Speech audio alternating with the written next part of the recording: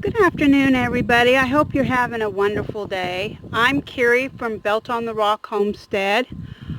And recently, Mama Z's Texas Kitchen invited a whole bunch of channels to do a video on summer cooking, snacks they like to make, or other things, but basically summer cooking.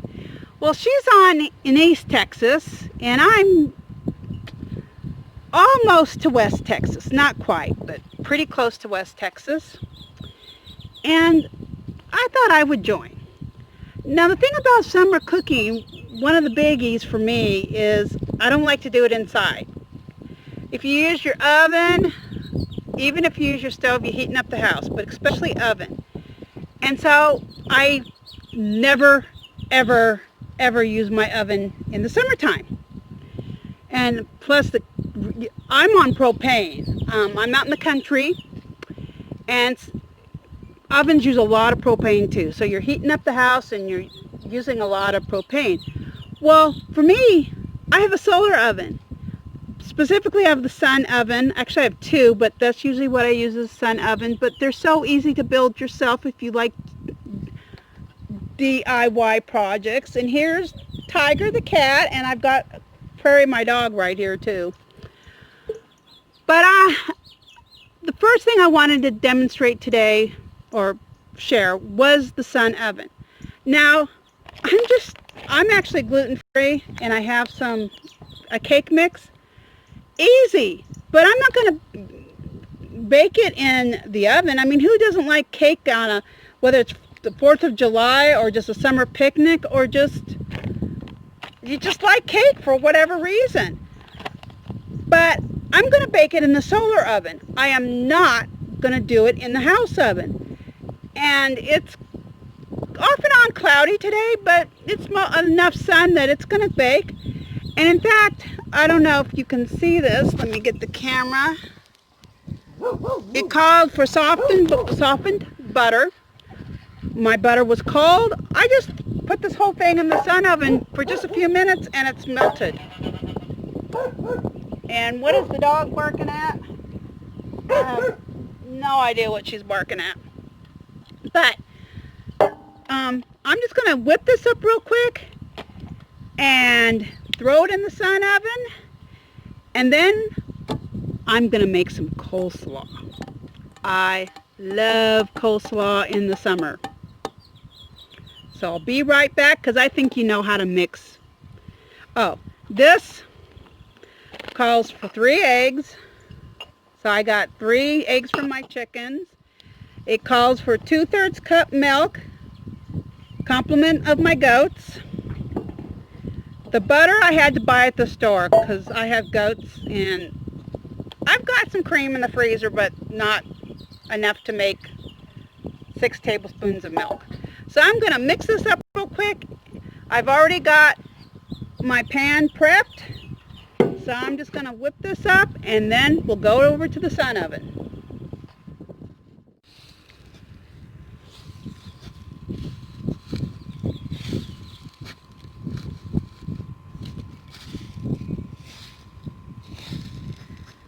I'm doing a cooking video, and Prairie absolutely loves egg. So I threw the eggshells behind her so she could clean out the eggs, and she started burying the eggshells. Yeah, silly dog. Okay, if you've never heard of solar cooking or the sun oven, this is an older model of the sun oven. Today they have a newer model. It's a little bigger, called the American Sun Oven. This one's about a decade old. And there are 2 types of solar cooking. There's the sun ovens, which are basically an oven. You've got an enclosed area that generates heat. And see, this is already almost to, 275, almost 300. And the sun is behind, well, there's the sun. It's behind clouds. So that's pretty good. Once the clouds move, the sun keeps coming out, going back, coming out. So The temperature in the sun oven keeps changing. Plus, I just opened it to get the butter out. But there's also solar cooking, which is not in a box. It's slightly different. If you Google, you can see the differences, and maybe I can find a picture and add it to this video. We'll see. But basically, I'm just going to open the door, grab my cake, and honestly, you know, you can use a box cake. You could do homemade cake. It's hot, so I can't really touch it. Let me get my...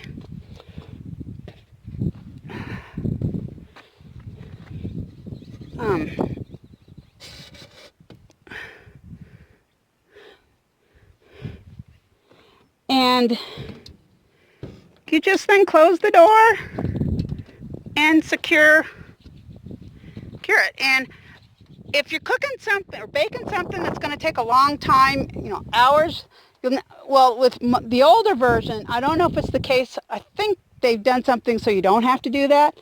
With the older version, you got to come out and adjust it so it's facing the sun. This is facing the sun, and the sun's coming out right now, so it's getting brighter.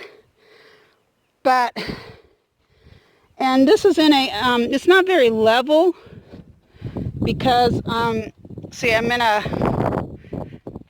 trailer, which is not flat. It's kind of, it needs some repair.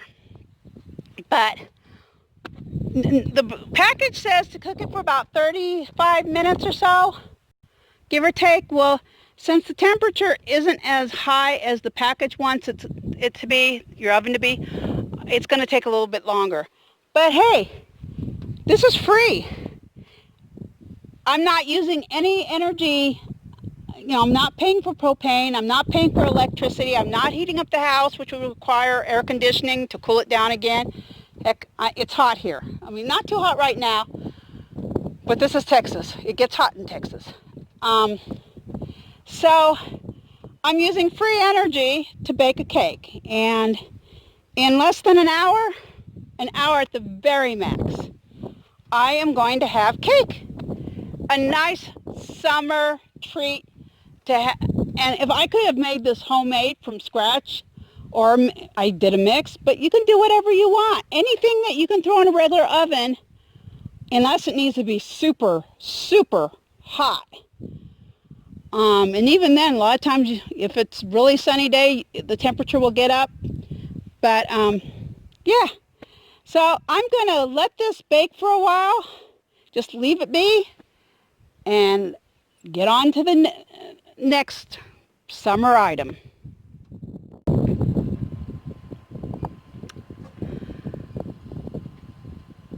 Coleslaw is one of those recipes that there's probably a million different ways to make it. Different ingredients you can add. Some people like it sweet, some people like it tangy. There's so many different ways to make it. When I was a teenager, I came up with the recipe I'm going to show you today, and then I'm going to tell you how I've modified it. Unfortunately, I couldn't get the ingredients to the way I like to make it today, but that's okay. When I was a teenager, there was a restaurant near our house that I really loved their coleslaw. And they wouldn't tell me how, well, before I ever got around to asking them how they might have made it, they closed up. This was a restaurant in our neighborhood, and let me tell you, every restaurant that tried to make a go of it there failed. I guess just wasn't enough people in that area. But I kind of figured out on my own how to do it, or something similar. I'm using a bag. If you're growing cabbage or you have access to cabbage, I found using the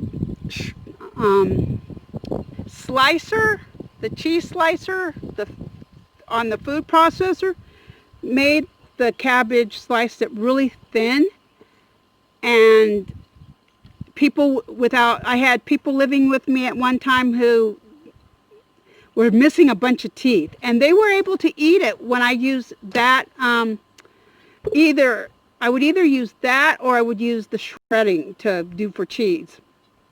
And it made it really thin. Unfortunately, that food processor died. I mean, it was a college graduation present. It was old. The motor finally conked out, and I don't have the money to buy a new big food processor. So instead of doing it by hand, I just decided to buy. Unfortunately, they used to have bigger bags, and that worked perfectly. This doesn't work as well. I really like the sweet, and I love pineapple. So to the cabbage, I will add, now when it was a bigger bag, I'd add the entire can of crushed pineapple. Sometimes I still add the entire can, but it tends to be a little too much. But you add, it's got to be crushed pineapple, and you include the juice. Now I know some people have told me that they don't include the juice. I always include the juice. I just like it that way. So you do whatever you want.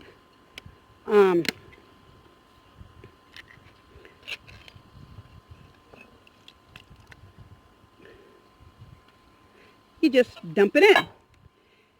Then my original recipe, and I just haven't been able to make mayo. That's something I want to do one day, but I just haven't been able. It's been super busy and stuff. So I just bought mayo from my local mini grocery store in town. They really don't offer you too many choices of anything, period. So you probably making your own mayo would be best, but if you don't make mayo, get whatever mayo you want and just add some mayo. Then you mix it all up. Now, and it's even like this, it is so good. But over the years, I have tried to make it more healthy. And the first change I made to the recipe was substituting some plain yogurt for the mayo. And I can already tell I need a little bit more mayo. And unfortunately, my little store didn't have any yogurt. So I couldn't buy any yogurt. But if they'd had some plain yogurt, I would have gotten that and just substitute. But I will tell you, it's not 50-50. You need at least more mayo than the yogurt for it to taste good. I have found if it's 50-50, I don't like the taste. Now you may like it. I don't. I have found that, 55-60% mayo and then the other percentage yogurt. And to me that, that cuts down on the fat from the mayo, but it also provides some delicious, a nice little tang, healthier. But then I learned about milk kefir a few years ago. And I have goats, so I started making milk kefir. And if you want to make milk kefir cheese, it's the same thing for a Greek yogurt. You just drain. You put with some paper towel or something for the way to drain out of the kefir, and you get the curds from the kefir. And I would put that in here instead of yogurt. And kefir tends to be more tangy.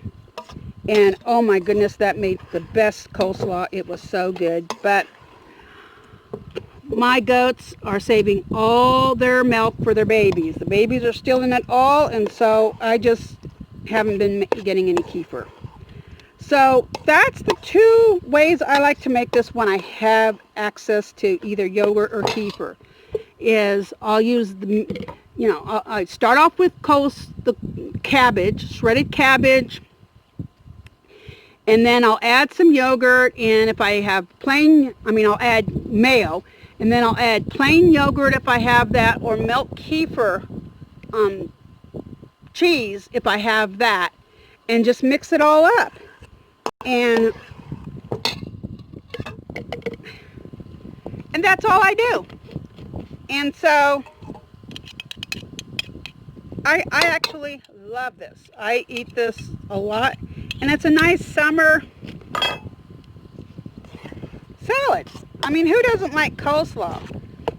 Now, of course, some people, like I've got a friend who's allergic to pineapple, so she wouldn't like it, but I just wanted to share my coleslaw.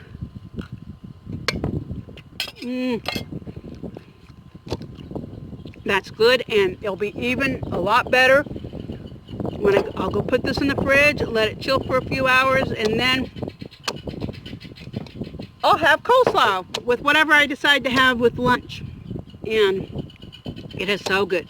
So I just wanted to share how I make coleslaw and how I use the Sun oven to cook. Or I should say bake. So, thanks for watching.